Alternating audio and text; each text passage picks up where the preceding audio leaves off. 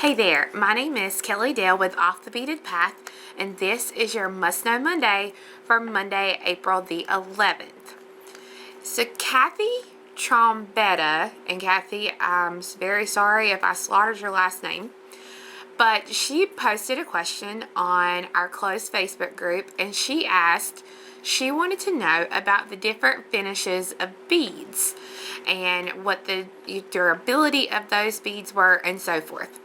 So, Kathy, I hope that today I can show you the different types of seed bead finishes and what they are good and not good for. 10 or 15 years ago, we did not have the finishes that we have today. Companies have really expanded their lines and come out with some wonderful finishes for seed beads just for us, but not all of those finishes are created equal.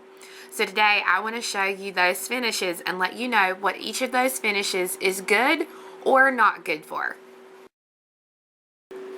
So here in front of me lies an assortment of seed beads. They're all really great, it's just they all have different finishes. So I'm going to explain those finishes to you. The first thing you need to know is all beads come in either opaque, transparent, or matte. And then they add the finishes to them. So the first finish is called a color lined or inside color bead. This one right here is my absolute favorite right now. It's called light inside color, light topaz seafoam lined. Okay, so these beads have a lined color on the inside of the bead. So the inside color is called seafoam, and then the outside color is topaz, so it gives it a really great look.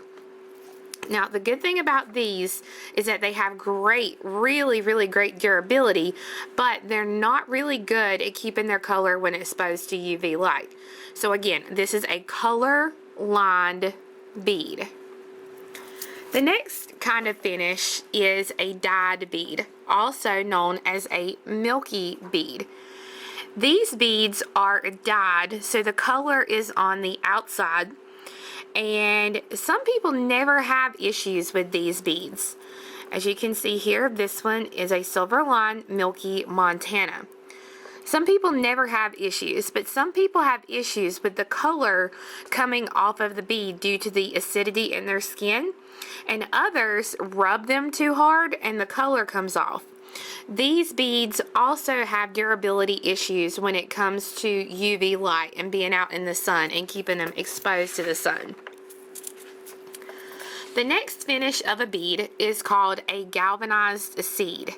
These right here are metal finishes on the outside of the bead. Now I'll tell you, when these beads first hit the market, they were God's gift to beaders because it gave us a way to have a metallic finish and look to our beads.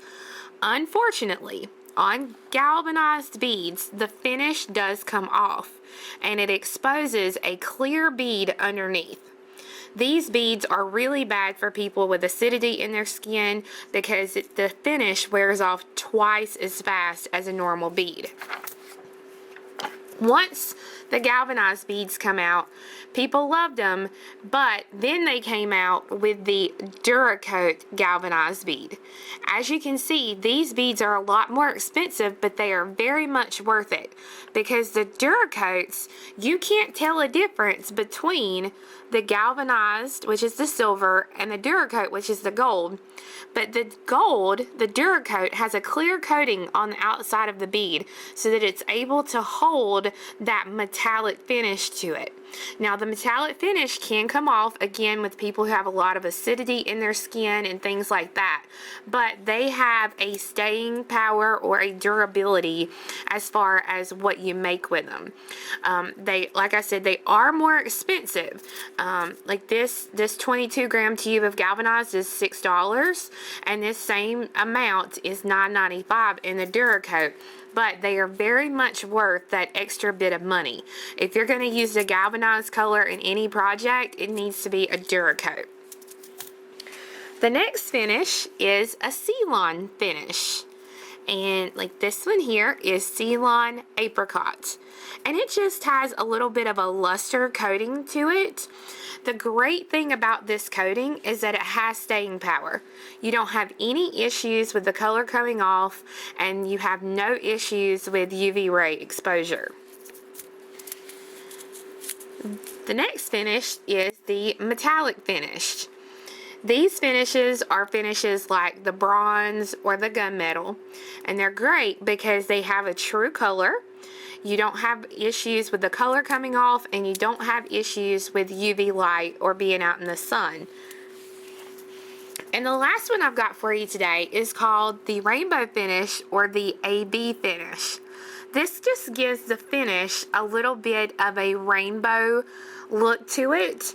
The great thing about these beads, as well as the metallics, the Ceylon, and the color line, is that mostly the color will not come off, and they have no issues with being exposed to the UV lights or just being out in the sun.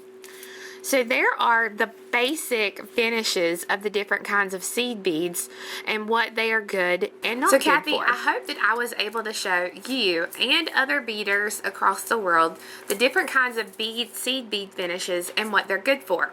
Now, this is just my opinion, okay? This video is totally my opinion and what I have encountered over the last 14 to 15 years of beading. The great thing about this finish video is that if you're in our closed Facebook group, you can go to Facebook, search Kelly Dale Off the Beaded Path, and you can ask to join. We're going to put the file. I made a sheet with pretty much exactly what I told you in the video. So I'm going to put this sheet, this PDF file, in that closed group so that you can actually go in and print it out so you can have a copy with you and you can really understand the different kinds of finishes. I hope that you guys have a great week. Thank you for watching, and we'll see you next time. Bye-bye.